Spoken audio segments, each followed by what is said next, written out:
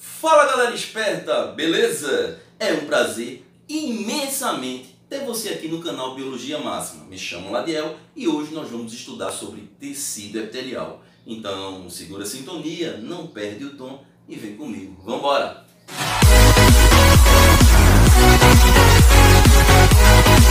Bom, primeiramente, para a gente aprender e entender tudo sobre tecido epitelial, se faz necessário, fera, que você tenha em mente as principais características desse tecido, tá certo? Estamos começando um módulo de histologia, que é nada mais, nada menos que o estudo dos tecidos. E esses tecidos no nosso corpo, eles são classificados basicamente em 4 tipos. É o tecido epitelial, que nós vamos estudar hoje, o tecido conjuntivo, que tem vários outros tipos de tecidos associados a ele, o tecido muscular e o tecido nervoso, beleza? Hoje vamos sobre tecido epitelial e está aqui comigo diretamente as características que você precisa saber. Tá lá. Primeira característica do tecido epitelial, as suas células, elas são justapostas. O que é isso? As células, elas são muito unidas entre si. Normalmente, as células do nosso corpo, elas são um pouquinho afastadas. A do tecido epitelial é o único tipo de tecido que tem as células bem juntinhas e bem unidas. E isso faz com que a ausência desse espaço que existe entre uma célula e outra não tenha a matriz extracelular. Em muitos livros, essa matriz extracelular é chamada de substância intercelular. Para você entender bem o que eu estou querendo dizer, fera, é muito simples. Você imagina uma parede, beleza? Você imagina uma parede. Essa parede é feita de tijolos e cada tijolinho desse é uma célula. O espaço entre um tijolo e outro é preenchido por cimento, exatamente, cimento.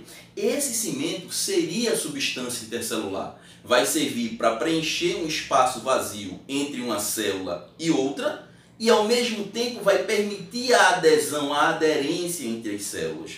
O tecido epitelial, ele não tem esse cimento, ele não tem essa substância intercelular ou matriz extracelular, que é a mesma coisa. O tecido epitelial tem células justapostas, bem unidas uma entre a outra. Muitos autores falam do glicocálice ou glicocálix. O que é isso? É uma cadeia de carboidrato que fica em cima do lipídio da membrana plasmática ou da proteína da membrana plasmática.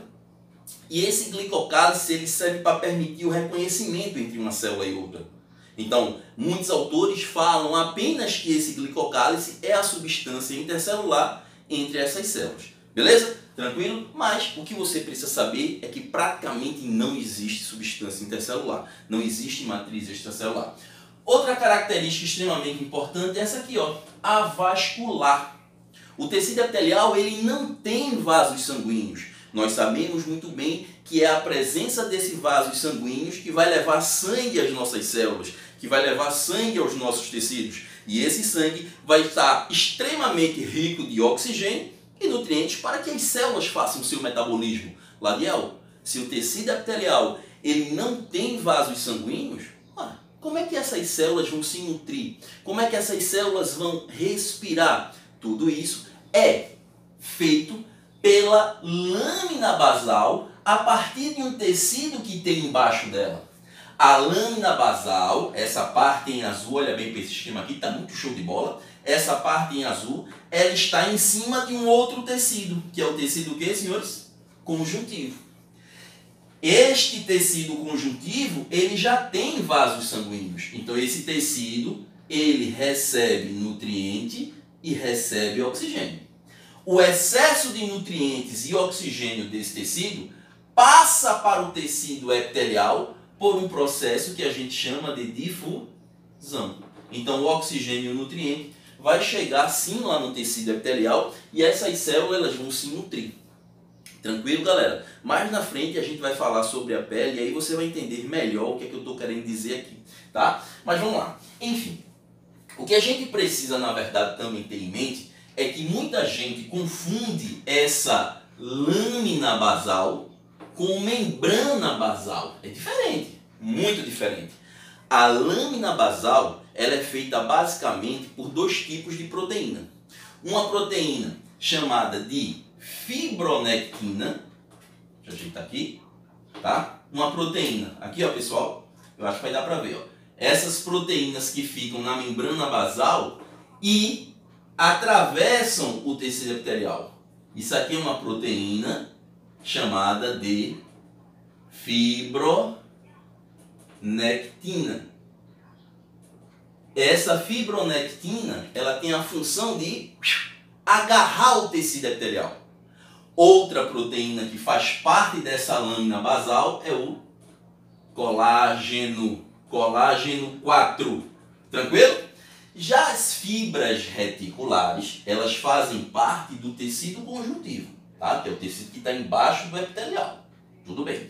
E essas fibras reticulares, elas também são feitas de colágeno. Só que nesse caso aqui, o colágeno tipo 3 e o colágeno tipo 6. Beleza? São esses dois tipos de colágeno. Essas fibras reticulares, elas são feitas por umas células que nós temos no tecido conjuntivo, chamada de fibroblasto. A gente vai estudar também quando estivermos falando de tecido conjuntivo, que por sinal é a nossa próxima aula. Beleza? Tranquilo? Vamos lá, vamos nessa. Olha bem para aqui, continua. Pensando bem o seguinte. Clarial, você pode me dar um exemplo melhor sobre esse tecido epitelial avascular? Posso. Quando as pessoas, principalmente vocês, meninas, mulheres, vão no salão, por exemplo, fazer o quê? As unhas. Quando vocês vão fazer as unhas, a moça ela fica tirando lá aquela cutícula. E não dói. Não dói e nem sai sangue. Por quê? Porque o que ela está tirando ali apenas é tecido epitelial. Se ela estiver fazendo as suas unhas e fazer aquele famoso bife que chamam, quando sai um pouco de sangue e tal, e dói bem muito, é porque ela atravessou o tecido epitelial. Ela chegou no tecido conjuntivo. As cutículas são apenas excesso de tecido epitelial que são retirados para deixar a unha mais sensível, mais bonita, tal, aquela coisa toda. Atravessou tecido conjuntivo. Beleza? Tranquilo? Vamos nessa. Bom, eu já sei, tá, que o meu tecido conjuntivo, ele é vascular, ele tem vaso sanguíneo. Já sei qual é o processo de nutrição do tecido epitelial, que é por difusão. Show de bola. Porém, eu preciso saber a origem do meu tecido epitelial. Bom, a partir do momento que ocorre a fecundação, o espermatozoide se junta com o óvulo, pelo menos vamos falar óvulo, tá? O nome certo é ovócito, mas vamos falar óvulo mesmo, tá? Todo mundo entende, sem problema nenhum. A partir do momento que o espermatozoide, ele fecunda o óvulo, começa a haver uma série de divisões celulares ali, galera. E nessas divisões celulares, mais lá na frente, vão se formar 3 tipos de folhetos embrionários que vai formar todas as nossas células, todos os nossos tecidos. Esses folhetos, eles são chamados de ectoderme, mesoderme e endoderme. Pois bem, o tecido epitelial, ele é originado a partir desses 3 folhetos. É o único tecido que nós temos no corpo que é formado pelos 3 tipos de folhetos diferentes. No caso da ectoderme, nós temos a nossa epiderme. A nossa epiderme é o tecido epitelial que vai revestir a nossa pele. O tecido epitelial, ele sempre vai ser de revestimento ou glandular. Já já a gente fala disso.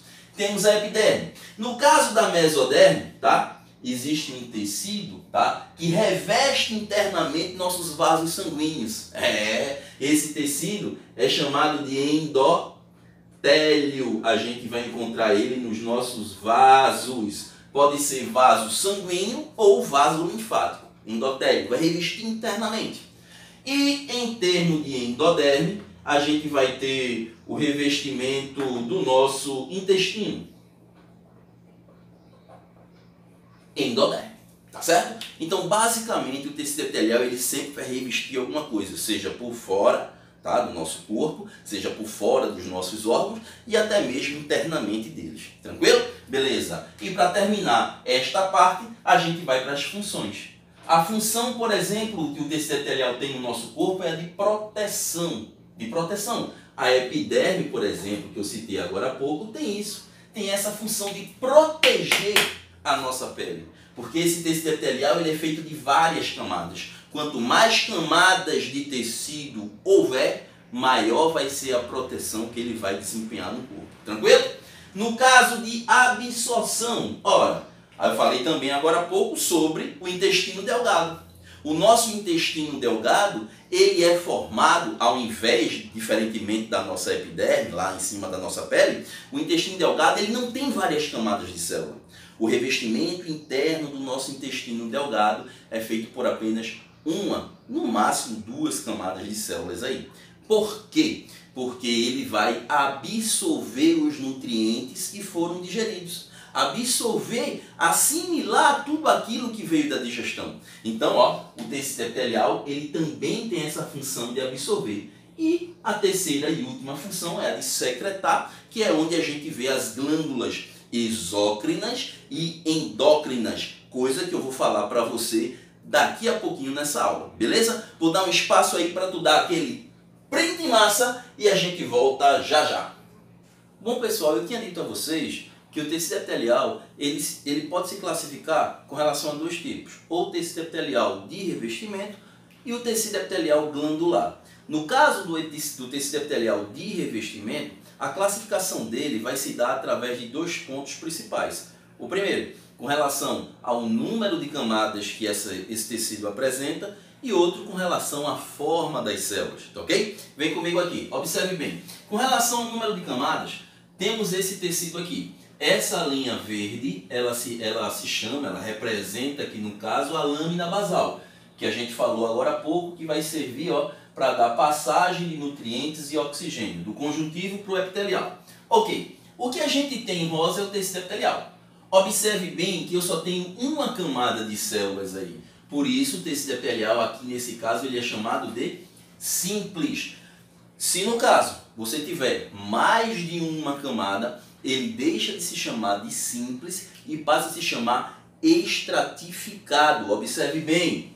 De novo, tecido conjuntivo, a partezinha verde, a lâmina basal, e o que você tem acima dessa lâmina é o tecido epitelial. Nesse caso aqui, dá para perceber com clareza que eu tenho várias células, uma em cima da outra. No caso da figura, 3 camadas. É necessário ter 3 camadas? Não. 4, 5, 6, 10, 15, pouco importa. O que importa é que se tiver mais de uma camada, o tecido, no caso, ele é estratificado. E muita gente confunde o pseudo-estratificado com o estratificado, que é o que eu vou falar agora, saiba por quê. No caso do pseudo-estratificado, a gente observa um núcleo em cima do outro também, tá? Feito a gente observa aqui, no estratificado. Tá, Ladeu? E qual a diferença do pseudo para o estratificado? Presta bem atenção. Eu botei aqui um exemplo de duas células. A célula número 1 tocando no segmento de reta A e a célula número 2 tocando no segmento de reta B. Se essas células elas estivessem tocando ao mesmo tempo, todas duas, tanto no A quanto no B, você teria uma célula ao lado da outra. Mas aqui é bem claro que você tem uma célula em cima da outra. Uma célula em cima da outra. Porque uma toca o segmento A e a outra toca o segmento B.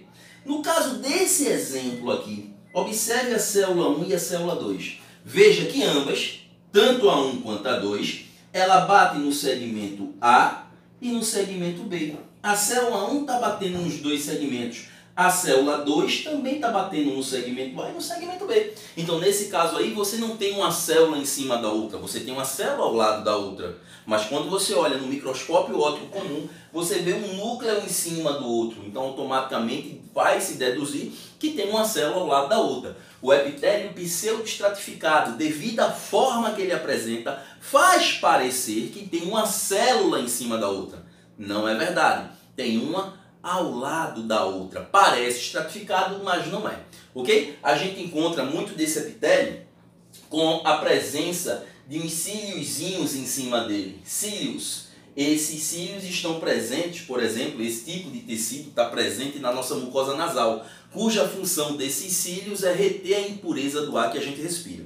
O outro ponto de processo para a classificação do tecido epitelial é quanto à forma da célula. E a célula ela pode ser esses 3 tipos aqui basicamente, pessoal. Ou ela é cúbica, se ela for quadradinha, tá? Se ela for alongada, mais esticadona, lá ela vai ser chamada de cilíndrica ou prismática. E se ela tiver a forma achatada, pavimentosa, lembrando um pavimento de rua, de calçada, de chão, tá? Mais achatado.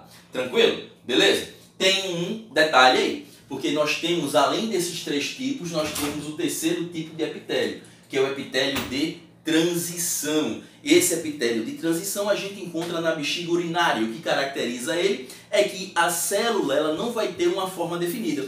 Se sua bexiga, por exemplo, estiver cheia, a célula tem um formato. Se sua bexiga estiver seca, a célula vai ter outro formato. Então, fica claro, o epitélio de transição ele não tem uma forma definida. Eu coloquei aqui para a gente entender melhor alguns exemplos de como podem ser classificados esses tecidos. Por exemplo, se for para proteção, será que o epitélio ele seria simples ou estratificado? Estratificado. Quanto mais camadas tiver, maior vai ser a proteção. A nossa epiderme, por exemplo, tem um tecido epitelial estratificado, pavimentoso. Sempre o número de camadas e depois o número de células. Com relação à passagem de substâncias, seria aí no caso uma absorção. E com a absorção eu não posso ter várias camadas de células, sim apenas uma. O nosso tecido epitelial, com relação à passagem de substâncias que a gente encontra no intestino delgado, por exemplo, você come os alimentos, tal, faz toda a digestão dele e depois esses alimentos precisam ser absorvidos. Para que esses alimentos eles sejam absorvidos, na verdade, lá no teu intestino delgado, a gente vai precisar de células do tipo epitelial simples ou estratificada? Epitelial simples. É nesse epitelial simples que os alimentos eles vão ser absorvidos. E qual vai ser o tipo de tecido? Simples, prismático ou cilíndrico. Tem lá no nosso epitélio, no nosso intestino delgado. E aqui no caso, a mucosa nasal, que eu falei muito bem sobre o pseudo-estratificado ciliado. Ok? Vou deixar você tirar aquele print e a gente termina daqui a pouquinho com o epitélio glandular. No caso do epitelial glandular, temos que ter em mente que todos eles têm também a mesma origem. Observem bem, a origem do epitélio glandular, tá? Ele ocorre por uma proliferação, uma proliferação do tecido epitelial de revestimento. Isso aqui é um R, tá galera? Revestimento. É porque minha iluminação aqui não é muito dessas coisas, mas enfim. Mas o que importa é que você está entendendo, tá? Tecido epitelial de revestimento. Tá aqui ele, ó, o epitélio de revestimento, tá? Ele começa a proliferar essas células. E essas células, pessoal, aos poucos, elas vão o quê? Se invaginando para que tipo de tecido? Conjuntivo. E você sabe muito bem que o tecido conjuntivo é o que está embaixo do epitelial. Então, nesse caso aqui, as células elas vão se proliferando e vão se invaginando para o interior do tecido conjuntivo. É aí que pode haver uma diferenciação. Se essas células elas se permanecerem unidas com estas aqui de cima, vão terminar formando um ducto. Tá vendo aí? Um ducto. Esse ducto, que vai dar comunicação com o meio externo, forma essa glândula chamada de exócrina, onde o produto de secreção, glândulas liberam secreção, onde o produto de secreção é lançado para fora do corpo ou para uma cavidade. Para você entender melhor, eu costumo dizer que a glândula exócrina, ela libera para fora do sangue, porque tem outra glândula que libera para dentro do sangue. No caso aqui, ó, é a endócrina. Olha lá. Muito bem. Então, vê só. Fora do corpo, fora da cavidade do corpo, fora do sangue, exócrina. Existe um ducto. Um exemplo é a glândula lacrimal. A glândula lacrimal é uma glândula exócrina. Quer ver outra? A glândula salivar. A sua saliva não é lançada dentro do sangue. A sua saliva é lançada dentro da sua cavidade bucal. Então a glândula salivar, assim como a lacrimal, é uma glândula exócrina. Outro tipo, glândula sudorípara, a que produz o suor, também é lançada para fora do corpo. Essas secreções, muitas vezes, ou melhor, em todas as vezes, são produtos úteis ao corpo, diferentemente de excreção. Tá ok, galera? Vamos prestar bem direitinho nisso aí. Bom, enquanto que, se houver uma diferenciação dessas glândulas ao ponto de se desligarem da camada epitelial lá de cima, eu vou formar glândulas internas e essas glândulas elas vão receber, ó, o auxíliozinho posterior de vasos sanguíneos.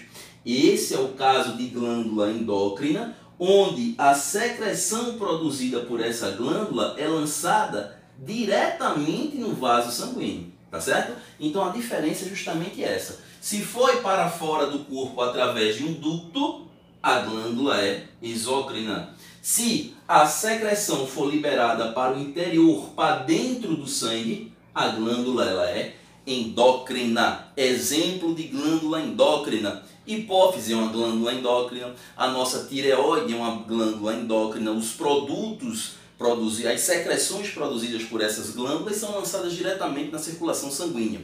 Existe outra glândula, galera, que eu não coloquei aqui, vou colocar agora, é um OBS que eu vou botar, é a glândula mista. Essa glândula, ela é ao mesmo tempo endo e exócrina. Tenho como exemplo aí o nosso amigo pâncreas. O pâncreas, ele é uma glândula mista. Por quê? Porque o pâncreas, por exemplo, ele produz o suco pancreático. Esse suco pancreático é lançado dentro da cavidade intestinal. Beleza? Lá no duodeno. Enquanto que o pâncreas também tem umas células especiais chamadas de células beta, e essas células beta produzem o hormônio insulina. Nesse caso, por ser um hormônio, é lançado diretamente na circulação. Ok? Então, glândula mista, no caso o pâncreas, pela produção de insulina lançada diretamente no sangue, e suco pancreático, que é lançado dentro do intestino delgado, mais precisamente no duodeno, a primeira porção do intestino delgado. Tranquilo? Falta só a gente saber quanto ao tipo de secreção, né, que essas glândulas liberam, no caso das glândulas exócrinas, e eu falo agora mesmo para você. Mas antes, não esquece de tirar teu print.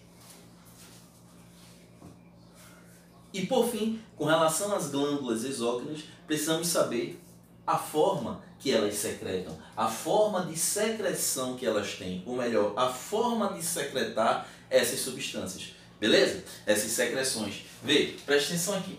A gente tem um caso da glândula exócrina que ela apenas libera a secreção, tá? Vou dar um exemplo aqui, são as glândulas lacrimais, por exemplo. Tá? Essas glândulas elas são chamadas de glândulas merócrinas.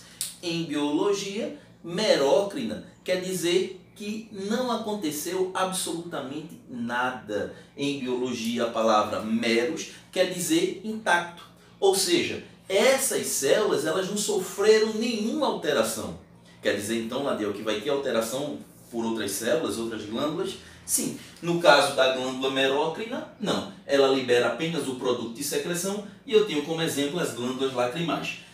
Já no caso de glândulas conhecida como apócrina, em biologia, a palavra apo quer dizer mudança. Então ela vai estar lá naquele intermediário entre não liberar quase nada e liberar quase tudo, porque a glândula apócrina, ela libera partes da sua célula junto com a secreção. Eu tenho como exemplo aqui as glândulas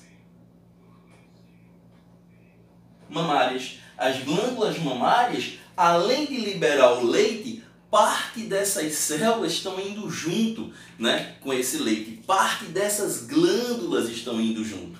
Tranquilo? E por fim a gente tem a glândula holócrina. A palavra holos quer dizer total, ou seja, toda a célula é liberada. Eu tenho como exemplo aqui a glândula sebácea.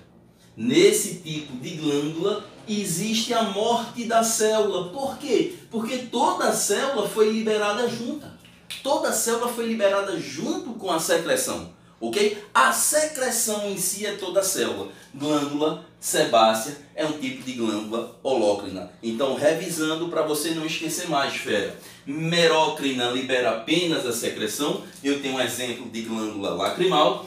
Apócrina, parte da célula é o produto da secreção, glândulas mamárias, e glândula holócrina, onde toda a célula é o produto de secreção. Consequentemente, existe a morte dessa glândula aí. Nós temos o caso aí de glândula sebácea. Beleza, fera? Essa foi a nossa aula sobre tecido epitelial. Não perde a próxima, que vai ser sobre pele e depois tecido conjuntivo. Eu te aguardo até lá. Qualquer dúvida, qualquer informação, qualquer tipo de comentário, manda para lá. Ativa o sininho e se inscreve no canal. Não se esquece. Valeu e a gente se vê. Até a próxima.